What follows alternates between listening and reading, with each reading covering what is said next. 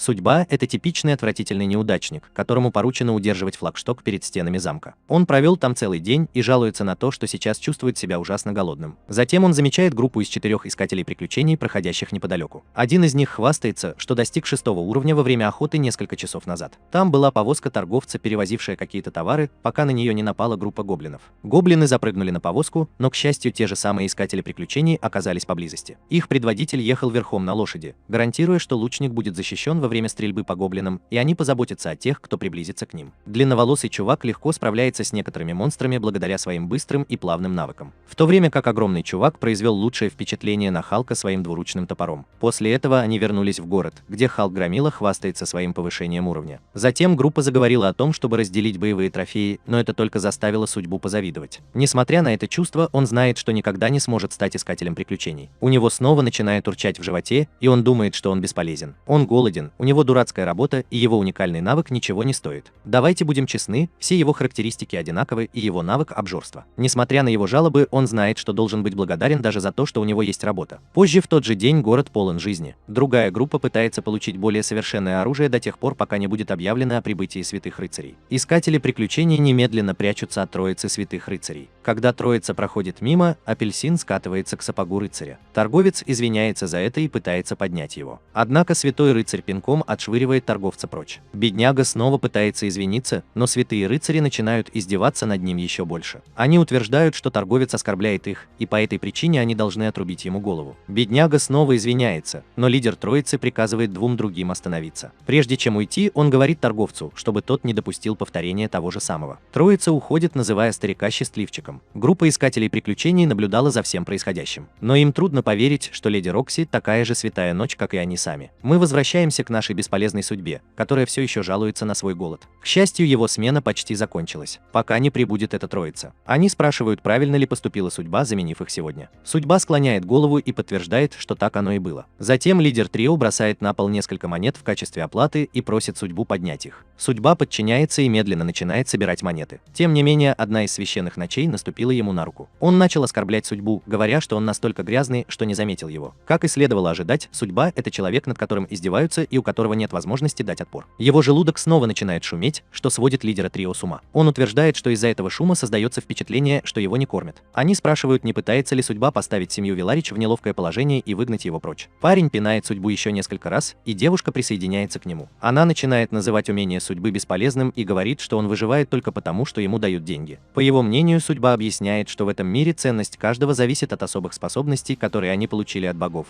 Они называют их навыками. Лидер трио утверждает, что если судьба даст слабину, результат отразится на них, его работодателях. Затем парень приказывает судьбе встать. Но когда он пытается, другой парень наступает ему на лицо и просит поторопиться. Они усиливают свои издевательства, утверждая, что он должен быть наказан за невыполнение приказов. Однако голос издалека приказывает им остановиться. Это знаменитая леди Рокси Харт. Она в своей элегантной манере жалуется на то, что святые рыцари не должны оскорблять людей, которых они поклялись защищать. Это трио раздражается от одного ее присутствия. Рокси продолжает объяснять, что наблюдение за воротами – почетная обязанность святого рыцаря. И это обязанность всей троицы – следить за дурацким входом. Лидер утверждает, что его долг – обеспечить работой таких бесполезных людей, как судьба. Затем она спрашивает, почему он так относится к судьбе. Парень искажает ее слова и говорит остальным, что они скоро уйдут. Рокси подходит к судьбе и спрашивает, все ли с ним в порядке, одновременно пытаясь поднять его на ноги. Она использует свой носовой платок, чтобы промыть его раны. Но судьба замечает, как лидер трио смотрит на Рокси. Она заканчивает приводить его в порядок, и он благодарит ее за помощь. Рокси отвечает, что она делает только то, что должен делать святой рыцарь. Затем она говорит, что его смена закончилась, и начинается ее смена. Судьба вручает ей шест, и Рокси просит его сообщить ей, если трио продолжит заниматься тем же самым хулиганством. Судьба отвечает, что он уже привык к этому, и уходит. Поздно вечером судьба сидит в баре и размышляет над словами Рокси. Но судьба знает, что это трио может отомстить ей, поэтому он решает не впутывать ее в это дело. Владелец бара подходит к нему и спрашивает, делала ли эта троица то же самое, что и обычно. Он говорит судьбе, что если так будет продолжаться и дальше, он закончит как последний парень. Он говорит, что эта троица подвергает своих сотрудников бесконечным оскорблениям и жестокому труду. Но они не могут доказать это, потому что бывшие сотрудники не прожили достаточно долго, чтобы рассказать об этом. Судьба игнорирует советы и благодарит за угощение. Парень из бара затем говорит, что будет молиться, чтобы судьба не закончилась таким образом. Тем временем судьба гуляет по улицам, и его желудок снова начинает урчать. Оказывается, его мастерство позволяет ему всегда быть голодным. Он называет это умение глупым и жалеет, что не смог родиться с чем-то более полезным. Не с чем-то, что позволило бы ему стать святым рыцарем, а с чем-то, что позволило бы ему стать воином, торговцем или ремесленником. И это реальность этого мира. Если его мастерство мусор, его тоже будут считать мусором. Фейт внезапно останавливается и замечает, как какие-то воры карабкаются по стенам. Он бросается назад, чтобы предупредить Рокси о сложившейся ситуации. Услышав новости, Рокси отдает ему бассейн и говорит, что задержит воров.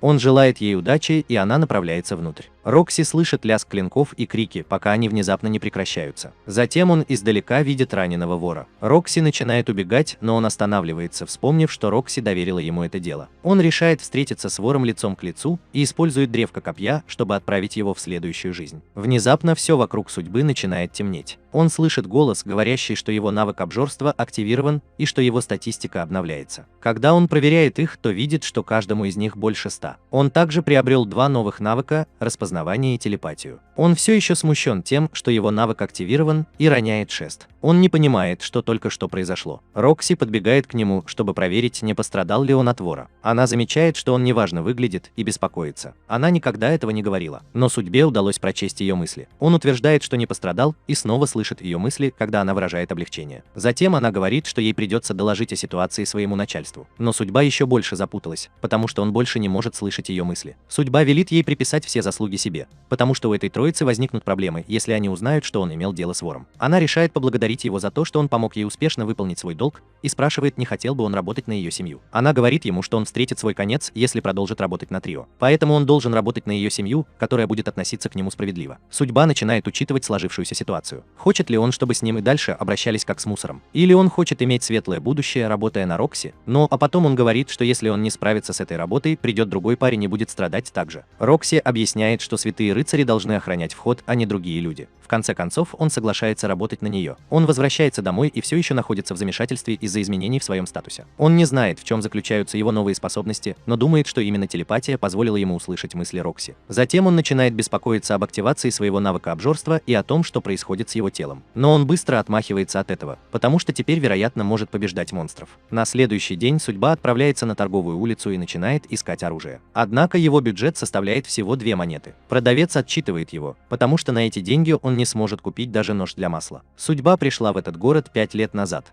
но он смог накопить эти 2 монеты, только работая в плохих условиях. Затем торговец сказал ему, что если он хочет, он может хранить мусорное оружие внутри ствола. Он решил проверить лезвие и использовал свой навык идентификации, чтобы проверить каждое лезвие. Все выглядит довольно хреново, пока он не схватит то, что находится сзади. Он опознает это и думает, что этот клинок грязный, и с ним обращаются как с мусором, точно так же, как и с ним самим. Внезапно мечи начинают говорить. Судьба начинает паниковать, но старается не устраивать сцен. Его мастерство позволяет ему узнать название меча – жадность. Меч затем говорит ему, что если судьба купит его, меч сделает его сильнее. Затем меч называет его обжорой. Судьба недоумевает, откуда меч знает об этом. Меч объясняет, что у них много общего. Затем судьба принимает свое решение и покупает меч. Тем временем трио жалуется, потому что Рокси пытается нанять судьбу, не спрашивая их об этом. Девочка хочет преподать Рокси урок, но их лидеру на это наплевать. В конце концов, есть еще люди, которым нужна дрянная работа. Девочка продолжает жаловаться на Рокси, но парень объясняет, что семья Рокси и их семья являются частью великой пятерки семей, которые поддерживают королевство. Так что действия, направленные против нее, вызовут некоторые проблемы. Затем парень говорит, что ему пора отправляться в военный округ, но девушка в замешательстве. Она спрашивает, почему его это так волнует. Затем парень объясняет, что хочет узнать об исследовании о том, как стать бессмертным. Девушка приходит в замешательство и начинает отшучиваться, в то время как лидер уходит. Тем временем судьба отправляется на окраину города со своим новым мечом. Меч продолжает повторять его имя просто потому, что хочет запомнить его. Затем меч сообщает, что приближаются враги, и судьба начинает паниковать. На него набрасывается гоблин. Но взгляд судьбы меняется, и она разрубает гоблина одним ударом. Другой голос снова говорит, объясняя, что обжорство активировано и увеличит его характеристики. Он также получил навык повышения силы. Судьба сбита с толку тем, что это произошло снова, но вокруг больше гоблинов. Жадность начинает смеяться и объясняет, что гоблины всегда появляются группами. Все они бросаются в атаку на судьбу, но ему удается парировать и разрезать их одного за другим. Его навык обжорства активируется каждый раз, когда он побеждает гоблина. Несколько часов спустя судьбе наконец удается победить сотни гоблинов. Теперь у него есть еще несколько навыков, но его статистика статистика теперь сумасшедшая. Его самый низкий показатель составляет почти 500, а его сила втрое больше этого. Затем жадность спрашивает, перестала ли судьба испытывать голод. Судьба поначалу сбита с толку, но он понимает, что его желудок сегодня так и не издал ни звука. Затем судьба спрашивает жадность, что все это значит. Он думал, что люди могут обладать только теми навыками, с которыми они родились. Жадность объясняет, что все это происходит из-за обжорства. Обычно люди должны сражаться и побеждать в битвах, чтобы увеличить свои характеристики или повысить уровень. Однако обжорство – это навык обмана. Он крадет статистику и навыки у того, кого они побеждают. Единственная проблема заключается в том, что он не может получить опыт и повысить свой уровень. Судьба спрашивает, откуда жадность знает об этом, и меч объясняет, что они одинаковы. Несмотря на растерянность, судьба замечает группу искателей приключений, идущую в его направлении. Жадность подсказывает ему, что он не должен сообщать людям о своем навыке обжорства, потому что это противоречит божественному закону. Судьба понимает, что это значит, и решает, что он не может устраивать вечеринки. Он всегда должен сражаться в одиночку. Тогда жадность говорит ему, что он не одинок, потому что жадность с ним. Судьба принимает эти слова и решает вернуться. Однако жадность не позволяет ему вернуться, не собрав уши гоблина. Судьба запуталась, но жадность объясняет, что он получит деньги, если продаст их. Судьба начинает сожалеть о том, что убила так много гоблинов, но ей удается сделать это и получить деньги. Он сумел заработать 3 серебряные и 80 бронзовых монет и решил раздобыть немного мяса на ужин. Жадность останавливает его, заставляя сначала заняться ремонтом. Судьба все равно решает приготовить ужин первым, но он натыкается на подозрительного парня, выходящего из темного переулка. Рядом с подозрительным парнем маленькая девочка. Она прикасается к судьбе, и он слышит ее голос, умоляющий его о помощи. Он видит, как ее глаза дрожат от страха, и парень начинает тянуть девушку за собой, уходя прочь. Затем судьба использует его умение, чтобы определить навыки темного парня, однако оно быстро исчезает. Брит объясняет, что у этого парня есть способность к сокрытию, которая скрывает все от идентификации. Брит спрашивает, как поступит судьба, и он говорит, что спасет девушку. Девочка оказывается на складе, прикованная цепью к стене. Парень начинает насмехаться над ней, говоря, что она станет игрушкой для священных ночей. Судьба внимательно наблюдает за ним, но жадность мешает ему двигаться дальше. Жадность объясняет, что парень сильнее его и что ему следует отвернуться. Но судьба хочет помочь любому, кто страдает на ее глазах. Особенно потому, что теперь у него есть возможность сделать это. Тогда мы увидим сиротский приют. Монахиня объясняет детям, как святой Лаплас создал их мир. Затем пожилая леди утверждает, что их бог покинул их мир и наделил людей какими-то особыми способностями. Она спрашивает, знают ли маленькие дети название этих способностей, и они отвечают «навыки». Затем монахиня говорит детям, чтобы они поблагодарили святого Лапласа за их трапезу. Дети подчиняются и начинают поглощать эту депрессивную еду. Однако один из них еще не притронулся к еде. Монахиня спрашивает, хорошо ли он себя чувствует, и мальчик просто говорит, что святой Лаплас ведет нечестную игру. Он объясняет, что святые рыцари и воины обладают удивительными способностями. Но мальчик думает, что его бросили из-за его слабых навыков. Монахиня почему-то считает, что ребенок обрадуется, когда она объяснит, что в старые времена ни у кого не было навыков.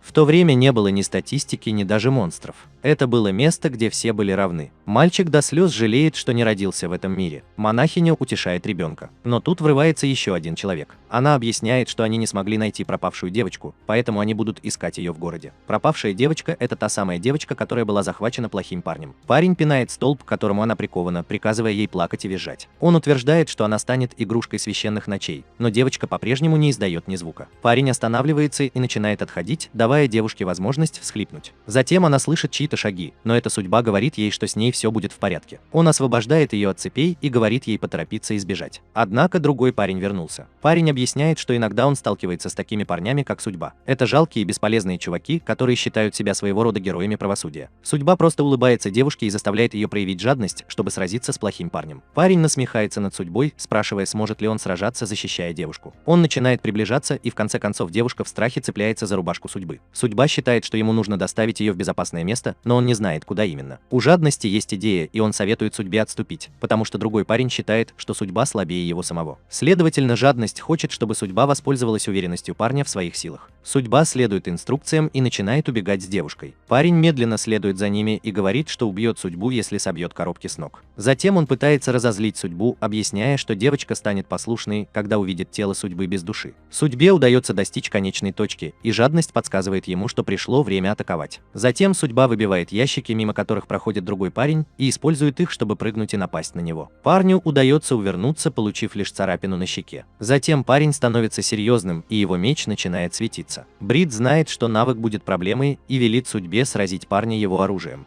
Судьба снова использует коробки, чтобы прыгнуть к парню, и ей удается не только разрубить его меч пополам, но и разрубить парня на куски. Пока парень еще жив, Судьба спрашивает, что он имел в виду, говоря о том, чтобы привести девушку к святым рыцарям. Он спрашивает, кто приказал парню похитить девушку, но парень отказывается отвечать. Итак, Судьба решила нанести ему удар ножом и мучить его болью. Через несколько секунд парень соглашается рассказать, кто его нанял. Это был Хота Виларич, парень, который случайно победил Судьбу. Оказалось, что этот парень сумасшедший чувак, который любит показывать детям-сиротам свои навыки стрельбы из лука. Но вместо того, чтобы стрелять по яблокам, он стреляет по мозгам. Затем Судьба выводит девушку на улицу, говоря ей, что с этого момента с ней все будет в порядке. У него начинает урчать в животе, и жадность начинает издеваться над ним. Он предлагает ей что-нибудь съесть и спрашивает, как зовут девочку. Она говорит, что это Сахара. Он ведет Сараху к уличным лоткам и покупает мясные палочки. Девочка сразу же начинает копаться в них и объясняет, что это ее первая встреча. Затем она внезапно начинает плакать без всякой причины, но Судьба понимает ее и дает ей свою долю. Затем он забирает ее обратно в приют, где она воссоединяется с монахинями. Они благодарят Судьбу за помощь Сахаре, но он приходит в замешательство. Они спрашивают, все ли в порядке, но он просто отвечает, что никто никогда раньше не благодарил его, потому что у него есть навык мусорщика. Девочка смущена и спрашивает об этом. Судьба объясняет, что его мастерство просто вызывает у него голод. Затем он подходит ближе и пытается подбодрить ее. Он говорит ей, что независимо от того, насколько тяжелыми будут обстоятельства, если она сможет отшутиться от них, она в конечном итоге обретет счастье когда-нибудь или нет. Это те же самые слова, которые его отец сказал ему, когда он был еще ребенком. В то время он не понимал их, но они помогали ему на протяжении многих лет. Затем он уходит, и жадность объясняет, что не только его характеристики повысились, но и он овладел техникой владения одноручным мечом. Он благодарит Судьбу за свой новый навык, но Судьба сбита с толку. Жадность объясняет, что это технический навык, который позволяет ему овладеть техническими искусствами. Это буквально секретные техники. В этом случае он может атаковать дважды одновременно. Судьба поначалу впечатлена, но затем понимает, что если бы парню удалось применить навык, он был бы разрезан на 3 части прямо сейчас. Судьба жалуется жадности, что он должен был предупредить его раньше. Но жадность просто называет Судьбу героем, который пытается спасти девушку. Судьба говорит, что он не герой, и показывает, что он не справился бы с этим парнем, если бы знал о его мастерстве. Жадность объясняет, что сражение сводится к мгновенной удаче. Таким образом, не всегда побеждает тот, кто сильнее. Судьба ставит перед ним новую цель – стать достаточно сильным и избежать победы, не добившись удачи. Затем Рид спрашивает о завтрашнем дне, поскольку это будет первый день работы Судьбы на благо сердец. Судьба подтверждает это, и жадность спрашивает, собирается ли он появиться, выглядя как плебей. Это напоминает Судьбе, что он забыл купить новую одежду. Тем временем в баре пожилой мужчина рассказывает новость о том, что сэр Мейсон был сражен божественным драконом в Галлии. Бармен спрашивает, что будет с семьей Харт, и старик отвечает, что Рокси станет его преемницей. Главная проблема заключается в том, что сэр Мейсон держал святых рыцарей в узде, если это можно так назвать. И старик не уверен, что она сможет держать их в узде. Бармен отвечает, что братья и сестры Виларик довольно дрянные ребята, и он предпочел бы поговорить о чем-нибудь более приятном. Затем старик спрашивает о судьбе, и бармен отвечает, что раньше он заходил к нам каждый день после работы. На следующий день Судьба приезжает в район Святой Ночи, выглядя свежей. Подойдя поближе, он понимает, что Рокси живет в огромном особняке. В конце концов он встречает ее у фонтана, и она улыбается, объясняя, что ждала его. Однако Судьба не отвечает ему взаимностью. Он сражен ее красотой. Он говорит ей, что она хорошенькая, и она начинает стесняться. Затем она приглашает его на экскурсию по дому, и ее первая остановка перед могилой. Оказывается, это ее отец, и она знакомит его с Судьбой. Судьба поначалу сбита с толку. Она объясняет, что это произошло 5 дней назад, когда он встретил божественного дракона. Судьба помнит о Галлее. На этом континенте правят монстры, и одна из обязанностей святых рыцарей – сдерживать этих монстров.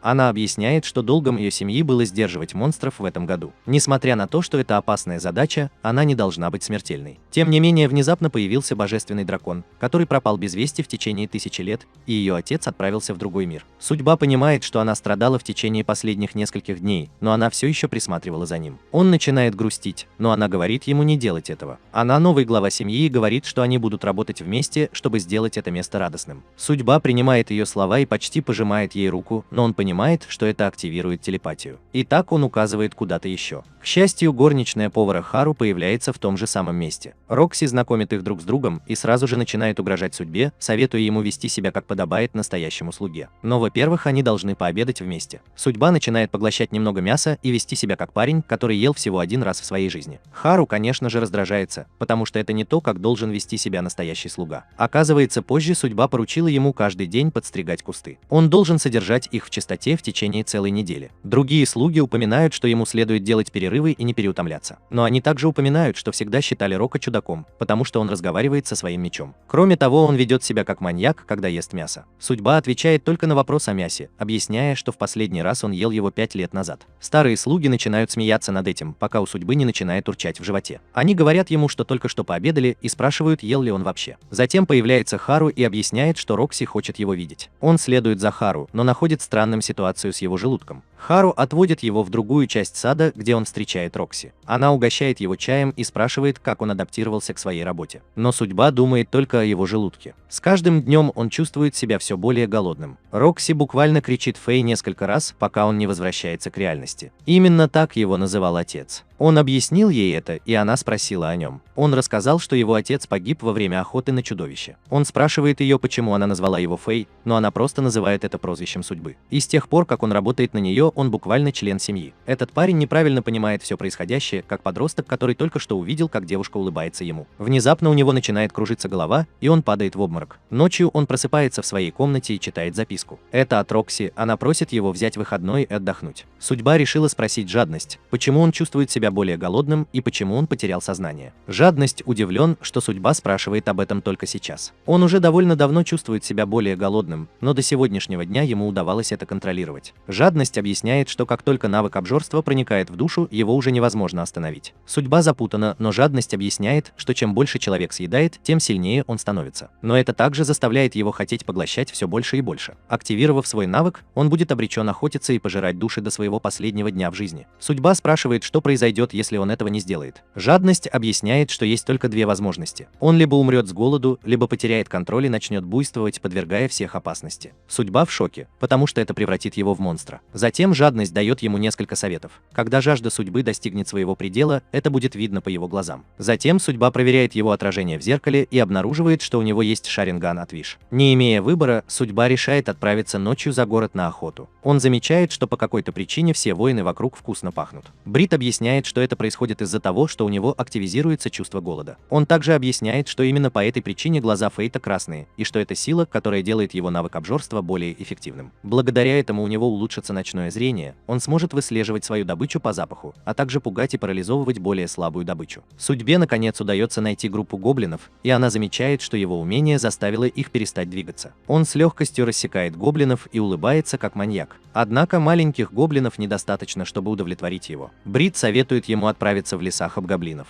Он следует этим инструкциям и встречает нескольких хобгоблинов. Он начинает резать их на куски. Но этого никогда не бывает достаточно, чтобы утолить его голод. После долгой охоты ему наконец удается избавиться от чувства голода. Он не хочет снова испытывать подобное чувство. Жадность подсказывает ему, что время от времени он должен охотиться на монстров. Внезапно земля начинает трястись. Судьба прячется и замечает огромного монстра, несущего человека в руках. Брит объясняет, что это король гоблинов.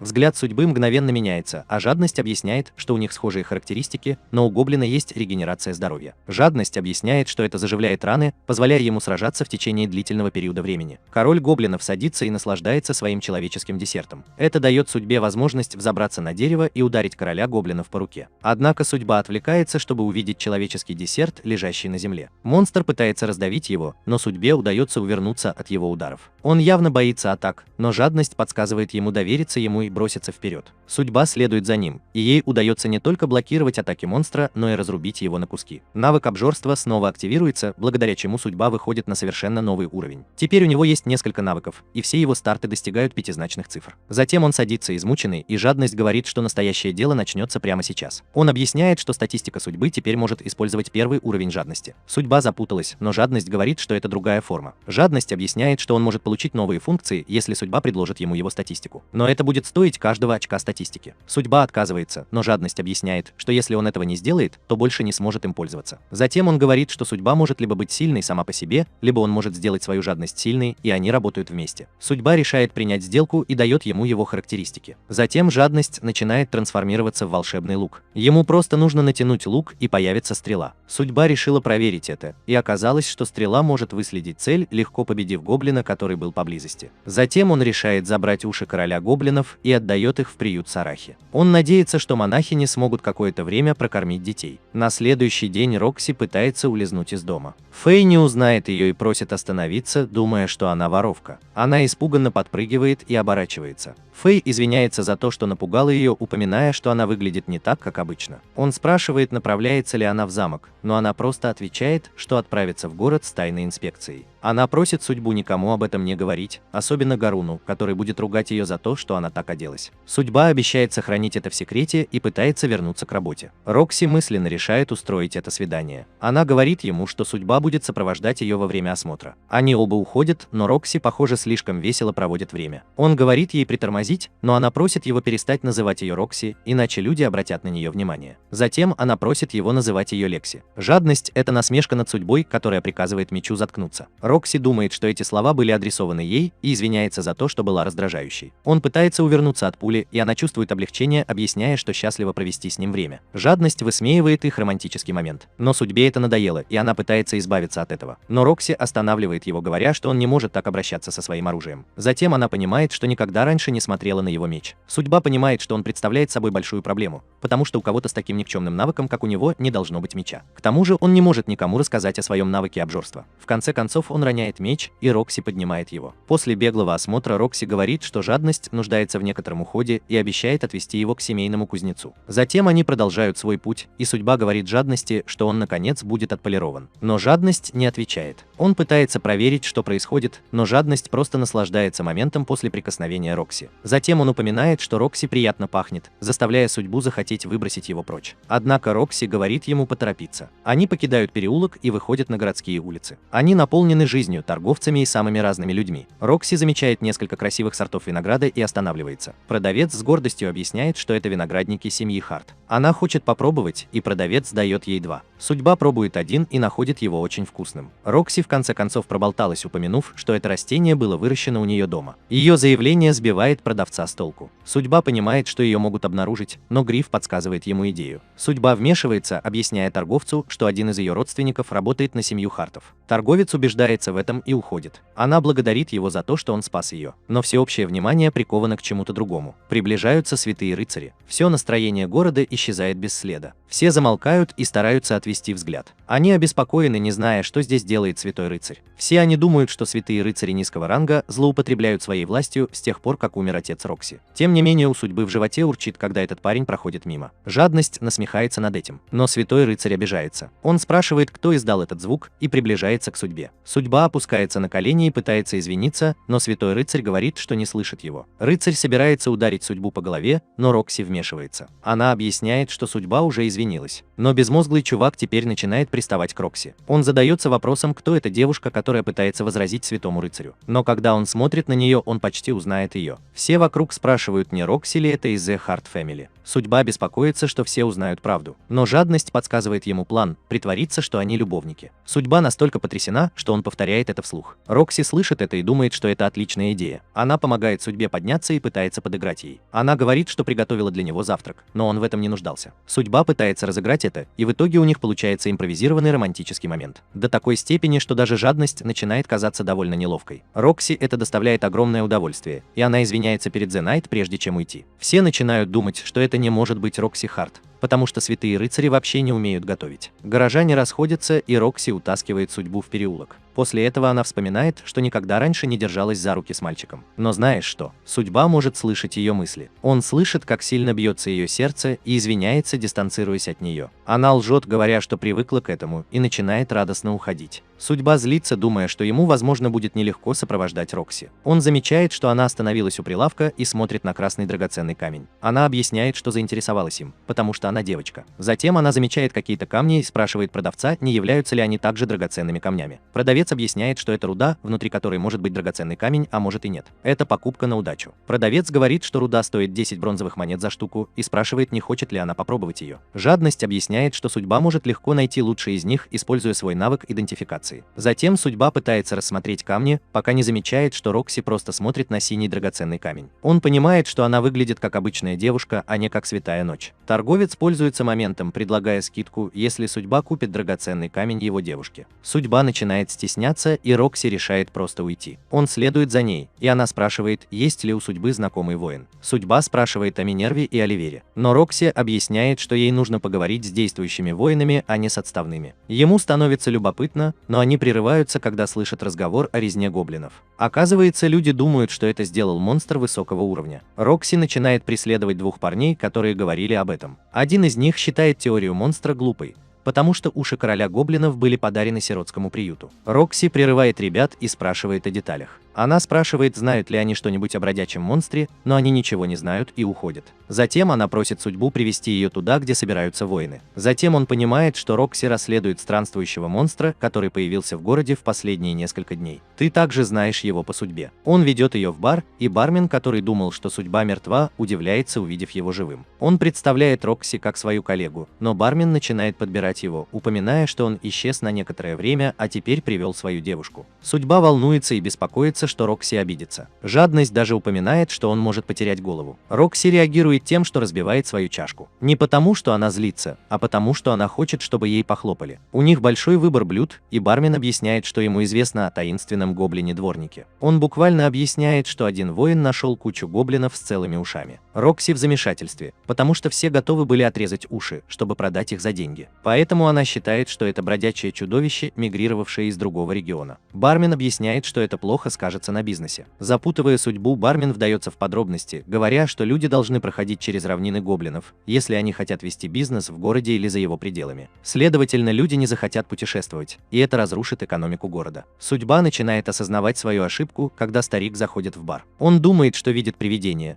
потому что он тоже думал, что судьба мертва. Оказывается, у старика тоже есть кое-какая информация. Они думают, что бродячее чудовище – это лизун. Поэтому святые рыцари предпримут прямые действия, чтобы справиться с ним. Брит говорит судьбе, что это будет проблемой, потому что он потерял все свои характеристики. Тем не менее, судьба больше всего беспокоится, если Рокси присоединится к охоте и увидит его. Группа странствующих воинов входит в бар, и вы знаете, что это типичное поведение. Они хватают Рокси за плечо и приглашают ее немного повеселиться с ними. Судьба встает, чтобы защитить ее, но она также встает и использует свое мастерство, чтобы прижать парня к стене. Все вокруг понимают, что только святой рыцарь мог сделать что-то подобное. Затем она раскрывает свою личность и извиняется за то, что пыталась обмануть всех. Воины в страхе опускаются на колени, чтобы извиниться. Они даже пытаются заплатить ей, чтобы она осталась в живых. Она говорит им, чтобы они отложили свои деньги, потому что она не хочет, чтобы люди боялись святых рыцарей, группы, которая должна защищать слабых. Она говорит, что разделяет мечту своего покойного отца. Жить в мире, где каждый мог бы смеяться, не заботясь о своем статусе. Старик понимает, что Рокси такая же, как ее отец. В этот момент судьба обещает ему, что он будет следовать за Рокси до тех пор, пока она не осуществит свою мечту. После того, как Рокси полностью повеселилась, она ведет судьбу к кузнецу. Жадность обожает полирующий массаж и объясняет, что он будет резать еще быстрее. Судьба благодарит ее за помощь в уходе за жадностью. Бер Рокси объясняет, что он также помог ей получить больше информации о странствующем монстре. Затем судьба проявляет любопытство и спрашивает, почему она не знала об охоте. Она объясняет, что с тех пор, как ее отец скончался, семья Веларич буквально использует ситуацию, чтобы разобраться с делами, не ставя ее в известность. Внезапно они слышат два голоса и останавливают шум. Они замечают, что Хота тянет ребенка за руку, и Рокси говорит ему отпустить ребенка. Девочка утверждает, что они просто берут потерявшегося ребенка под свою защиту. Но Рокси приказывает судьбе помочь ребенку. Делая это, лидер трио пытается поговорить с судьбой, но наш мальчик игнорирует его. Затем Рокси говорит трио, что она будет заботиться о ребенке, и решает расспросить лидера. Она спрашивает, почему он не сообщил ей об охоте на бродячего монстра. Парень пытается отмахнуться, говоря, что он предполагал, что она будет занята мыслями о своем отце. Рокси утверждает, что с ней все в порядке, но парень просто игнорирует ее и уходит. Психопат Хота, прежде чем уйти, говорит парню и судьбе, что они все испортили. Затем парнишка признается, что ненавидит святые ночи, заставляя Рокси извиниться. Он в замешательстве, но судьба быстро спрашивает, не потерялся ли он от своей матери. Мальчик подтверждает это, заставляя Рокси и судьбу помочь ему найти свою мать. Судьба считает, что он тоже заблудился, когда приехал в город 5 лет назад. Однако ему помогла женщина, святой рыцарь. Он задается вопросом, что с ней случилось.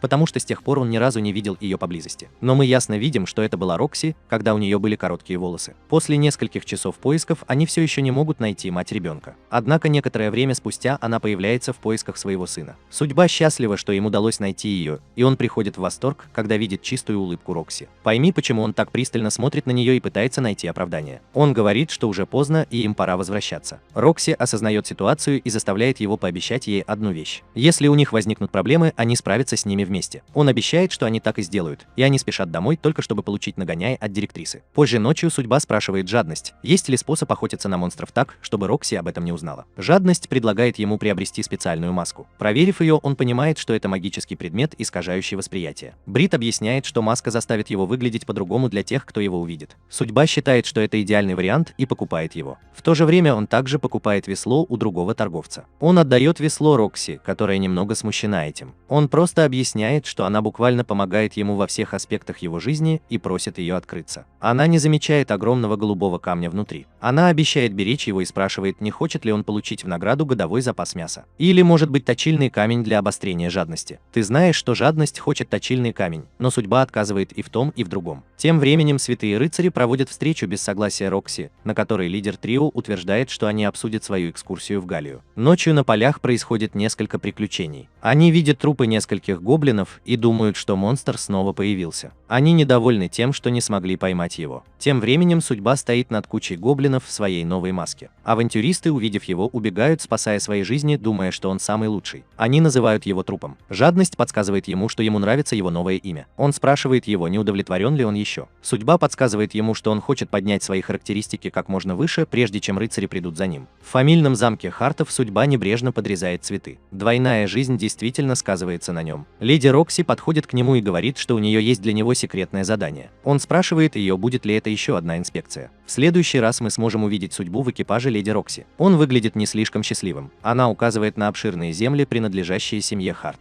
Он спрашивает ее, включает ли их секретная миссия сбор винограда. Она говорит ему, что хочет, чтобы он увидел их виноградник вблизи после того, как увидит их виноград на рынке. Экипаж наконец прибывает в пункт назначения в Азии, и Харт, мать Рокси, выходит им навстречу. Рокси говорит ей, что ей не следовало беспокоиться, но ее мать говорит ей, что она чувствует себя достаточно хорошо, чтобы быть в состоянии это сделать. Рокси говорит ей, чтобы она не перенапрягалась. Мать Рокси спрашивает ее, кто сопровождал ее. Она представляет судьбу своей матери как нанятую ею служанку. Они обмениваются любезностями. Жадность говорит судьбе, что он рад, что Айша такая милая. Айша просит судьбу подойти поближе. Она спрашивает его, нравится ли ему ее дочь. Рокси смущен этим вопросом. Она задает вопросы своей матери, задаваясь вопросом, почему она задала судьбе такой вопрос. Айша говорит ей, что она просто хочет узнать его мнение о ней как о своем работодателе. Они оба испытывают облегчение от того, что она имеет в виду деловые отношения. Судьба со всей искренностью говорит Айше, что он заботится о Рокси и будет служить ей всю свою жизнь, если ему позволят. Рокси снова испытывает смущение и убегает в свою комнату, пытаясь скрыть это. Судьба спрашивает, сказал ли он что-то не так. Айша говорит ему, что это типичное поведение Рокси – убегать, когда становится неловко. Она рассказывает ему, что когда была маленькой, она всегда была плаксой, которая боялась самых незначительных вещей. Судьба распорядилась так, что он не мог понять этого потому, как она вела себя в Капитолии. Айша сказала ему, что не может поверить, что ее дочь стала святым рыцарем. Она сказала ему, что беспокоится о том, что Рокси слишком сильно напрягается теперь, когда она стала главой семьи после смерти своего отца. Судьба подсказывает ей, что Рокси – добрый святой рыцарь, который хорошо выполняет свой долг и любим народом. Айша счастлива это слышать. Рокси идет в свою комнату и включает музыкальную шкатулку, рассматривая свои фотографии, когда она была моложе. Это пробуждает воспоминания о том, как ее отец обучал ее. Он учит ее правильной стойке и обращению с мечом. Он так гордится тем, что она стала рыцарем-волшебником в таком юном возрасте. Она говорит ему, что хочет быть такой же, как он, и уметь смеяться вместе с другими людьми. Он говорит ей, что она выбрала правильный путь как член семьи Харт. Она возвращается в настоящее, рассказывая статуэтке своего отца, что ей еще предстоит выполнить свое обещание. На винограднике судьба присоединяется к другим слугам, чтобы собрать виноград. Один из слуг предлагает ему чашку свежевыжатого виноградного сока. Судьба благодарит его. Он делает глоток и хвалит его сладость. Слуга объясняет, как лорды и слуги работали вместе, чтобы придать винограду такой великолепный вкус. Судьба спрашивает, приложил ли к этому руку и сэр Мейсон. Слуга сообщил ему, что узнал печальную весть о его кончине. Он сказал судьбе, что из-за этого они не были уверены, что Рокси приедет на сбор урожая. Он спрашивает слугу, помогала ли Рокси с ежегодным сбором урожая. Он говорит судьбе, что это одна из целей, ради которых она приходит, а другая – охота на монстров. Судьба спрашивает об охоте на монстров.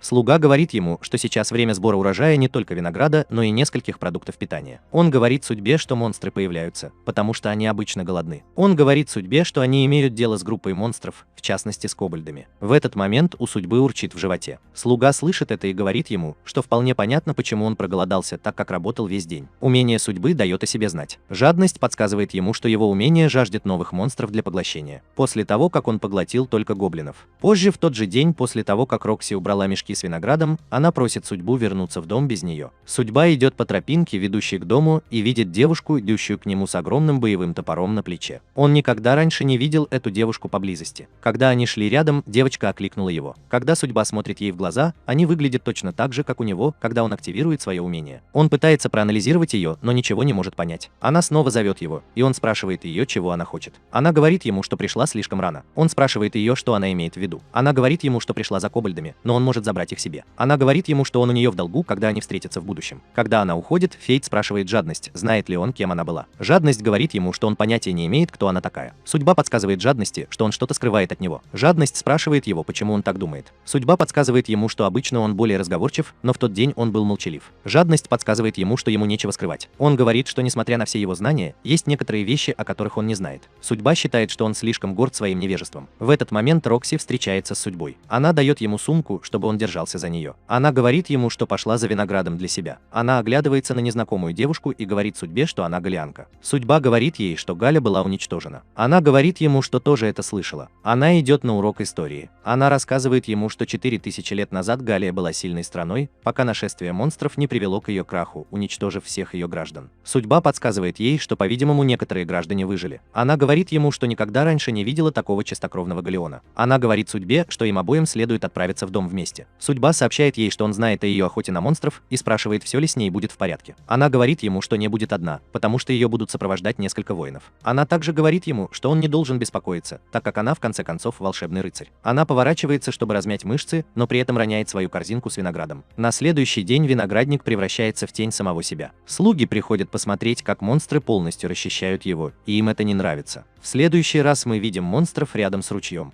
Фейт, Рокси и несколько воинов наблюдают за ними из-за деревьев рядом с ручьем. Фейт спрашивает Рокси, являются ли монстры булыжниками. Один из солдат замечает монстров в кустах. Он обращает на это всеобщее внимание, и появляется гигантский булыжник. И Рокси и Фейт удивлены появлением монстра. Они никогда раньше не видели такого огромного булыжника. У Фейта потекли слюнки, и он страстно захотел попробовать какое-нибудь блюдо с булыжником. Рид говорит ему, что у него потекли слюнки, потому что у него почти не осталось времени. Судьба не хочет, чтобы он голодал, находясь рядом с Рокси. Он анализирует монстра, чтобы определить его уровень и уникальные характеристики. Порода говорит ему, что это коронный зверь. Судьба не знает, что это такое. Порода говорит ему, что это монстр, рожденный в результате накопления агрессии в течение длительного времени. Он говорит ему, что это совсем не похоже на обычных монстров, и с ним может быть очень трудно иметь дело. Они все отступают, чтобы придумать план. Солдаты и жители деревни напуганы и не знают, что делать. Рокси уверяет их, что она справится со зверем, поскольку она святой рыцарь. Она говорит им, что посвятит свою силу защите их всех. В то время как она успокаивает их, Жадность говорит судьбе, что она не может справиться с монстром в одиночку, потому что она слишком молода. Тем временем Рокси говорит солдатам готовиться к битве, но они говорят ей, что им понадобится время до следующего дня, чтобы быть полностью готовыми. Она говорит им делать то, что они должны. Жадность требует от судьбы дальнейших действий. Судьба считает, что монстр 50 уровня – это слишком много для него в данный момент. Однако он считает, что не может просто игнорировать все происходящее, и что хуже всего он не может допустить, чтобы Рокси причинили какой-либо вред. Судьба решает сразиться с монстрами в одиночку. Судьба возвращается к ручью, чтобы найти там коболдов. У коронного зверя есть несколько воинов-коболдов, охраняющих его, а также несколько младших коболдов, которые также движутся вместе со стаей. Брит спрашивает судьбу о своих дальнейших действиях. Судьба подсказывает ему, что он будет сражаться как обжора. Он вытаскивает его и побеждает нескольких младших коболдов.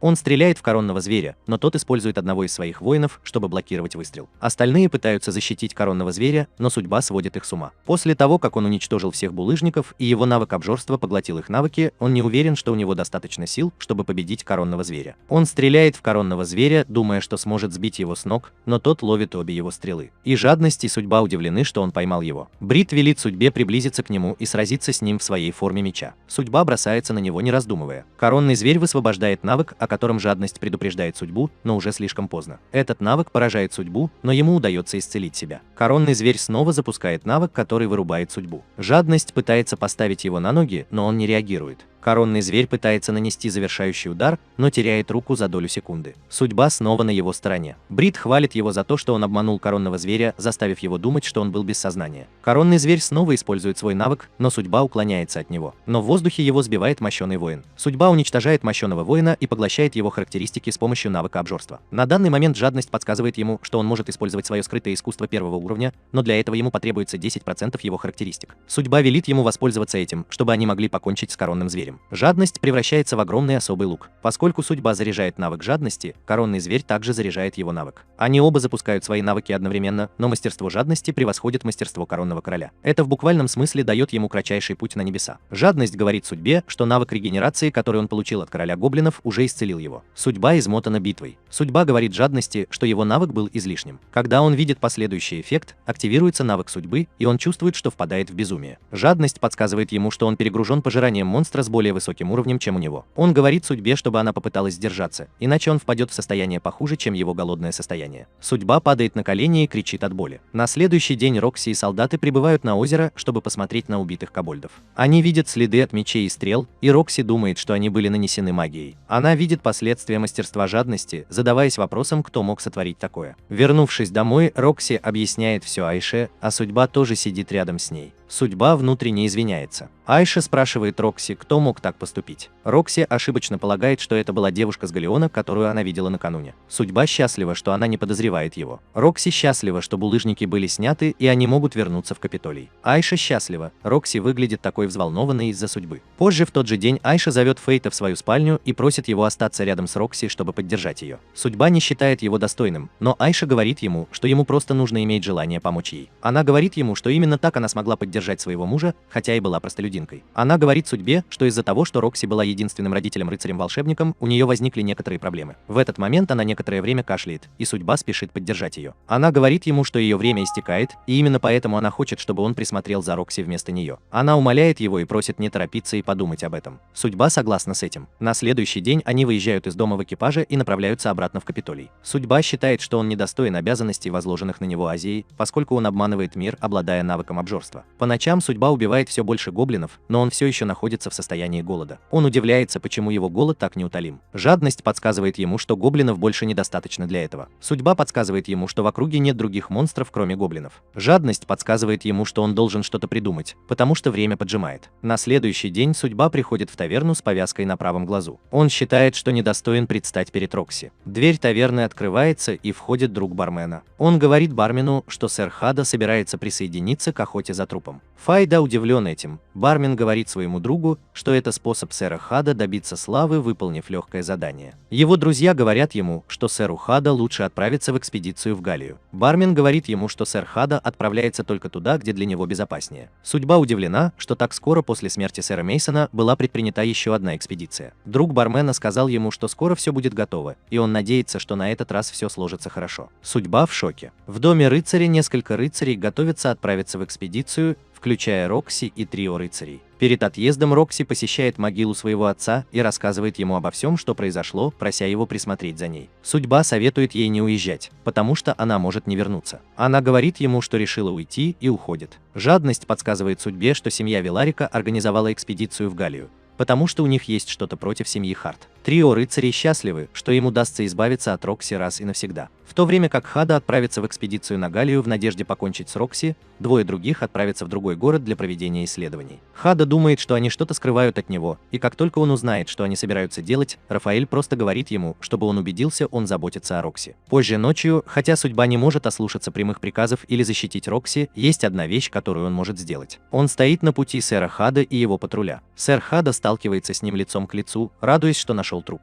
Судьба активизирует его умение. Хада счастлив наконец встретиться лицом к лицу с трупом. Его приспешники бросаются вперед с обнаженным оружием и пытаются атаковать судьбу. Судьба активирует его умение. Я заметил, что нападающие настолько медлительны, что кажется, будто они вообще не двигаются. Брит говорит ему, что это из-за разницы в их характеристиках. По мере того, как они приближаются к судьбе, он уничтожает всех трех приспешников одного за другим. Хада больше не выглядит таким уверенным в себе. Судьба смотрит на него в ответ, и его приспешники бросают его быстрее скорости света. Даже Эйнштейн был бы впечатлен. Хада пытается сплотить их, но его приспешники оставляют его стоять там в одиночестве лицом к лицу с судьбой. Судьба подходит к нему, и Хада обнажает свой меч. Судьба снимает с него маску, и Хада сразу же узнает его. Хада спрашивает его, как такой простолюдин, как он, стал таким сильным. Судьба подсказывает ему, что он не обязан ничего объяснять. Судьба велит Хада показать ему рыцарские способности, которыми он так гордится. Судьба активирует его навыки и смотрит на статистику Хаду. Техника священного меча привлекает его внимание. Это особый навык, необходимый для того, чтобы стать святым рыцарем. Судьба удивляется, как Хада получил такой навык. Он спрашивает жадность, может ли он разбить священный меч. Жадность подсказывает ему, что у него есть преимущество перед жалким искусственным священным мечом. Хада говорит ему, что было бы глупо сражаться с ним на мечах. Хада активирует навык и наносит удар по судьбе. Он думает, что его удар мгновенно разрушит судьбу, но судьба уже ушла с его пути. Хада потрясен, и судьба приземляется позади него. Он говорит ему, что для запуска его навыка требуется слишком много времени. Хада разворачивается и наносит удар судьбе своим мечом, но судьба просто разрубает его священный меч надвое. Хада выглядит потрясенным, увидев половину своего меча. Судьба случайно ловит другую половину и бросает ее на землю. Он просит Хада поднять ее и продолжить бой. Хада отступает перед судьбой и подумывает о том, чтобы пуститься на утек. Судьба читает язык его тела и говорит ему не убегать, а поддерживать свою гордость святого рыцаря. Хада продолжает отступать. Судьба говорит ему, что он жалок. Хадо спотыкается и падает, и судьба называет его клоуном. Судьба поднимает его как тряпичную куклу и напоминает ему о сделанном им заявлении. Непокорных собак нужно приучать к дисциплине. Хадо умоляет его остановиться, но тот бежит к дереву и красиво перекрашивает лицо Хадо. Судьба продолжает валить деревья по всему лесу с лицом Хадо, пока он не становится неузнаваемым. Хадо снова умоляет его остановиться. Судьба взбешена тем, что у него хватает наглости умолять, учитывая, как он обращался с другими людьми, как с бессмысленным трэшем. Судьба также рассержена тем, что Рокси подвергнется опасности из-за него. Хота умоляет его сохранить ему жизнь, и судьба спрашивает его, каков был его ответ, когда он сказал ему то же самое. Он подбрасывает Хада в воздух и активирует навык жадности. Жадность превращается в арбалет, и судьба делает несколько выстрелов в Хада, пока он еще в воздухе. Когда Хада наконец приземляется на землю, его конечности исчезают. Хада спрашивает его, почему он не прикончит его, и умоляет положить конец его печали. Судьба подсказывает ему, что у него есть вопрос к нему первому. Хада спрашивает его, касается ли это Рокси. Он вспоминает, как она добровольно участвовала в экспедиции на Галлию и как она поклялась отдать свою жизнь, чтобы спасти людей. Судьба подтверждает, что Рокси действительно сказала бы эти слова. Хада обещает отменить экспедицию Рокси в Галлию, если судьба сохранит ему жизнь. Судьба поднимает жадность в груди Хадо. Хадо умоляет его не делать глупостей, таких как месть за Рокси. Судьба велит ему заткнуться и дает жадности попробовать внутренности Хота на вкус. Его умение активизируется, а характеристики увеличиваются. Судьба теперь получает технику святого рыцаря. Жадность подсказывает ему, что теперь он стал святым рыцарем. Жадность подсказывает ему, что он может использовать характеристики Хота, чтобы получить доступ ко второму уровню. Судьба дает ему добро, и жадность забирает его статистику. Он переходит на свой второй уровень, который является отличной косой. Жадность подсказывает судьбе, что теперь его клинок может разрезать все, что угодно во вселенной. На следующий день Рокси готовится к отъезду. Слуги окружают ее, провожая, но вид у них не слишком счастливый. Она говорит им, чтобы они не выглядели такими мрачными, потому что 3 года пролетят в мгновение ока. Она говорит Хару, чтобы она присматривала за вещами в ее отсутствие. Она сталкивается лицом к лицу с судьбой, и некоторое время они пристально смотрят друг на друга. Она уверяет его, что они еще встретятся. Судьба велит ей позаботиться о себе, и она уходит. Позже Хару вручает судьбе рекомендательное письмо, которое Рокси оставила для него. Рокси порекомендовала его в манере лорда, чтобы он был в безопасности. Однако судьба отвергает это и говорит Хару, что он сам проложит себе путь в качестве воина. Судьба упаковывает его вещи. Жадность спрашивает его, принял ли он решение. Он говорит жадности, что если он не может помешать Рокси путешествовать, то самое меньшее, что он может сделать, это поддержать ее. Судьба прощается с другими слугами, и Хару вручает ему плату за проделанную работу. Она желает ему удачи, и он уходит. Он садится в общественный вагон, надеясь, что у него хватит сил защитить Рокси. Рокси стоит перед группой рыцарей и других солдат. Она говорит им, что взяла на себя роль своего отца в борьбе с драконом и обеспечении безопасности королевской столицы и ее жителей. Она просит их о помощи, и все дружно приветствуют ее. Рокси спускается с подиума, и Мирия окликает ее. Мария говорит своей Рокси, что будет следовать за ней, куда бы она ни пошла. Мужчина-солдат подходит к Рокси и говорит ей, что он тоже вызвался добровольцем. Он представляет себя и Мугана, и они обмениваются любезностями. Ния стереотипизировала его, говоря, что он один из тех людей, которые в восторге от возможности увидеть и испытать свою медаль в борьбе с драконом. Муган говорит ей, что она попала в точку. Мария думает, что он просто еще один глупый воин. Муган говорит ей, что настоящая причина, по которой он вызвался добровольцем, заключалась в том, что он когда-то маршировал под командованием сэра Мейсона. Он говорит им, что хотел бы отомстить за него, и Рокси благодарит его. Рокси спрашивает его, не возражает ли его семья против его поездки в Галлию. Он говорит ей, что его дочь даже попросила его вернуться с некоторыми реликвиями Галлеона. Он говорит ей, что он происходит из рода ученых, которые занимаются исследованиями, и он единственный воин. Рокси смеется и говорит им, что, по ее мнению, экспедиция пройдет успешно, если они будут рядом с ней. В лаборатории женщина-ученый просит Рейн уделить ей внимание. Она спрашивает ее, знает ли она о лике, о котором говорят все в городе. Она показывает Рейн убитых гоблинов и замечает, что следы от стрел не похожи на обычные следы от стрел. Рейн внимательно рассматривает их и восхищается ими. Она открывает книгу и показывает женщине-ученому волшебный лук. Она говорит ей, что, по ее мнению, это сделала стрела из этого волшебного лука. Женщина-ученый спрашивает ее, отличаются ли волшебные стрелы от огненных шаров. Райан говорит ей, что этой способностью обладает черный меч, одно из орудий смертного греха. Оружие смертного греха изготовлено из специальных материалов, которые могут манипулировать магией на высоком уровне. Это оружие может контролировать магическую силу, и Рейн считает, что оно может повысить навыки того, кто им владеет. Тем временем Судьба отдыхает в общественном вагоне и просыпается, когда они прибывают в город Тетра. Судьба поднимается по лестнице и смотрит на город внизу. Он испытывает ностальгию, потому что город почти не изменился. Жадность спрашивает его, бывал ли он в этом городе раньше, и он отвечает, что был здесь 5 лет назад. Он говорит Жадности, что проезжал через город по пути в Капитолий. Судьба подходит к кучеру кареты и спрашивает его, направляется ли он в Галлию. Кучер говорит ему, что его карета сегодня не поедет,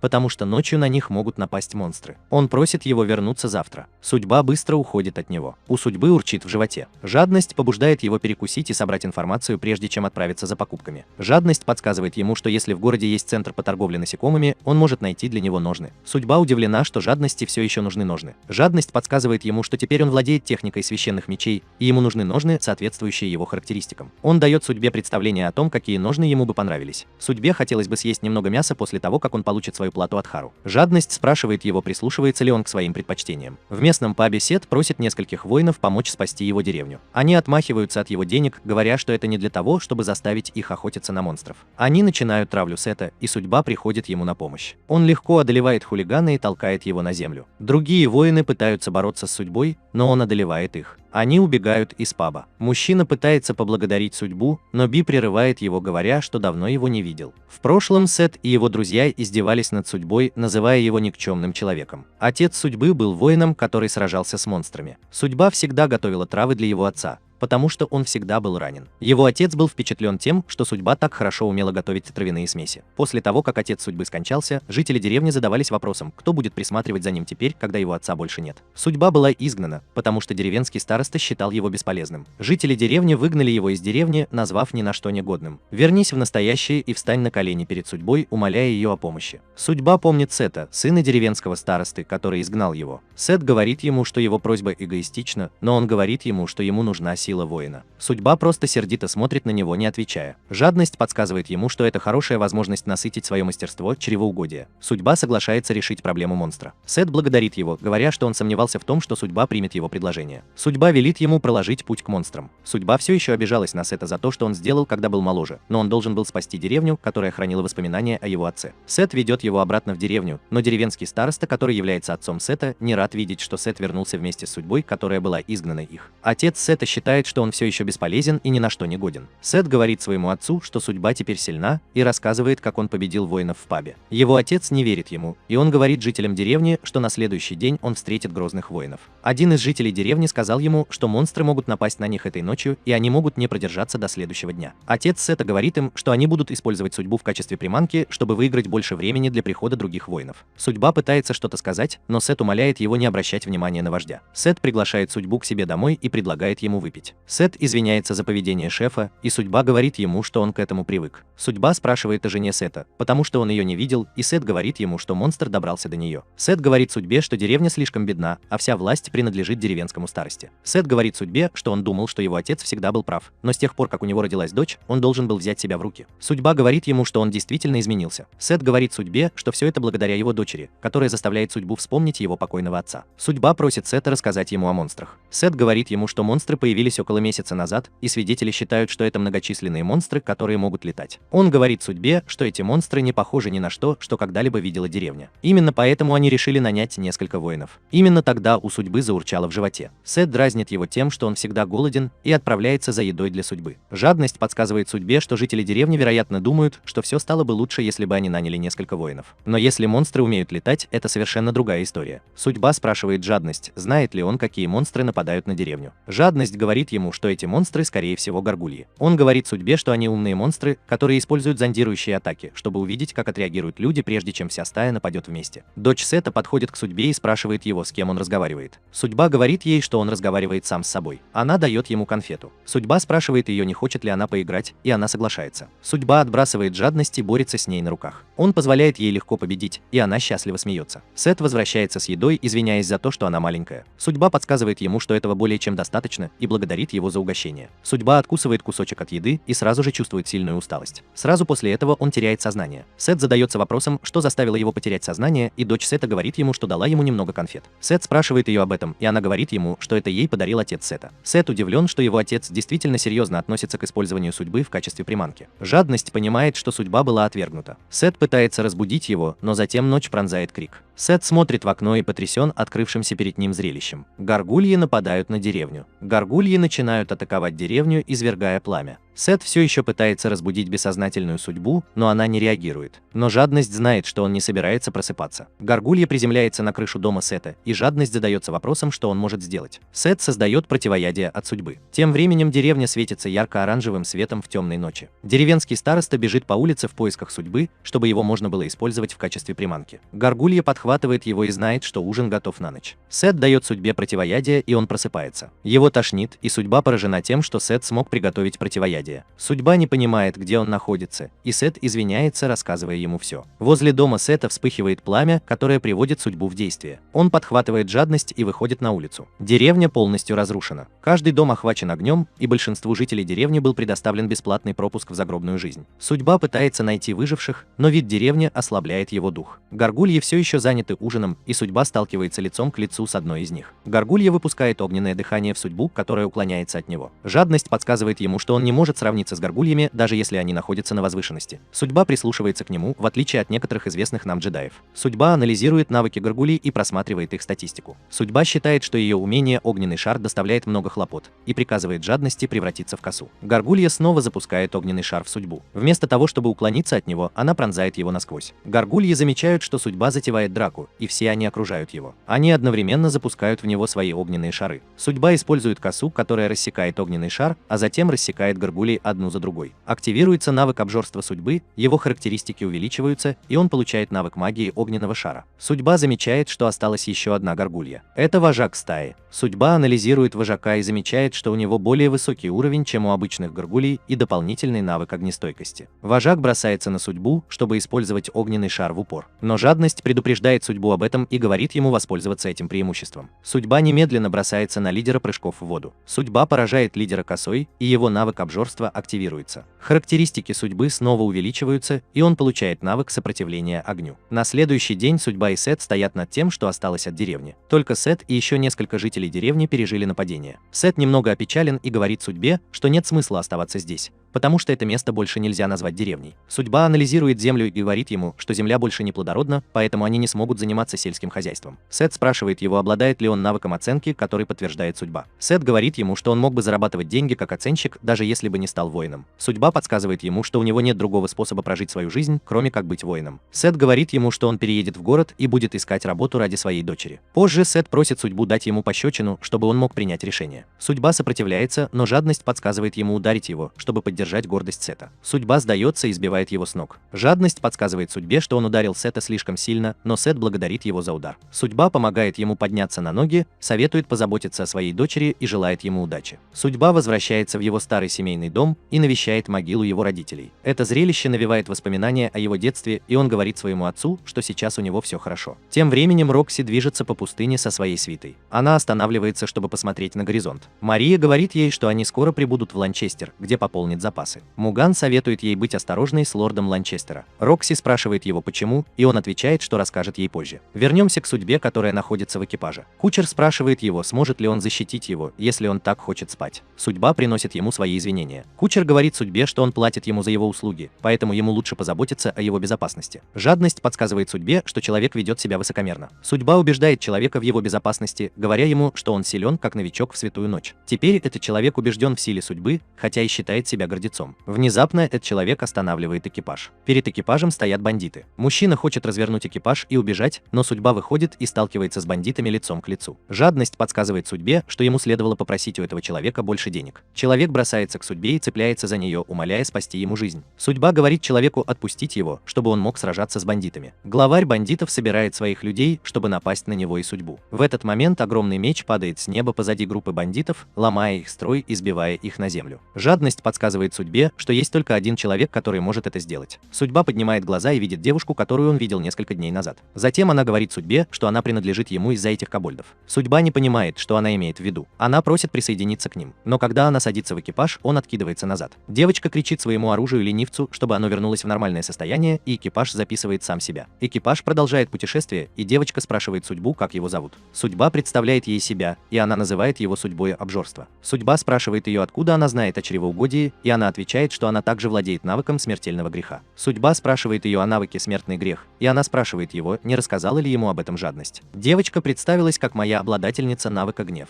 У нее заурчало в животе, и судьба преподнесла ей немного вяленой говядины. Водитель сообщил им, что они вот-вот прибудут в город. Они прибывают в город. Но за девочкой гонятся люди, которые не очень хорошо маскируются под призраков. Девочка зовет на помощь, и лорд Рудольф, лорд Ланчестера, приходит ей на помощь, побеждая призраков. Все восхваляют его, но судьба и я равнодушны к этому клоунскому шоу. Водитель сообщает им, что лорд Рудольф готовит приветственный прием для экспедиции армии Галлии. Судьба спрашивает водителя, действительно ли это экспедиция леди Рокси, и водитель говорит ему, что это ее экспедиция, и они скоро прибудут в город. Брит говорит ему, что он был так занят, пытаясь догнать их, что проехал мимо, и судьба вздыхает с облегчением. Мужчина вручает ему плату судьбы в виде 3 монет для гольфа, но Майя забирает их, говоря судьбе, что именно она спасла этого человека. Жадность говорит судьбе, что моя судьба жадна, а судьба говорит ему, что он из тех, кто умеет говорить. Водитель благодарит судьбу и уходит. Судьба спрашивает жадность, что им следует делать, и жадность говорит ему, что им следует пойти в гостиницу. Моя подруга засыпает стоя, и она опирается на судьбу, чтобы найти поддержку. Судьба велит ей не засыпать стоя. Она не реагирует, и судьба несет ее по городу в поисках гостиницы. Судьба недоумевает, почему он должен нести ее, а жадность подсказывает ему, что у него нет выбора. Незнакомцы приветствуют судьбу в этом городе. Когда они уходят, судьба замечает странные отметины на их шеях. Судьба подводит его к охраняемому пункту, и охранники говорят ему, что он не может пройти через него, потому что он не гражданин. Они указывают ему на гостиницу, и он замечает, что у этих охранников тоже есть метки на шеях, но они отличаются от тех, что он видел у незнакомцев ранее. Еще один незнакомец приветствует судьбу, и он замечает другую метку. Рид говорит ему, что оценки были выставлены в соответствии с классом по системе кастинга. Рудольф ругает актеров в уединенном месте за их плохую игру, и они умоляют его о прощении, но он наносит им удар. Личная охрана Рудольфа замечает, что он расстроен больше, чем обычно, и они делают мысленную пометку не обижать его. Судьба уронила меня на кровать в комнате, которую он снял в гостинице. Жадность подсказывает судьбе, что он понятия не имел, что я все еще жив. Судьба спрашивает его, откуда он знает о моей судьбе, и он говорит, что в прошлом у него были плохие отношения с ней и ленью. Жадность подсказывает судьбе, что лень такое же смертоносное оружие, как и он сам. Судьба спрашивает его о навыках смертоносного греха,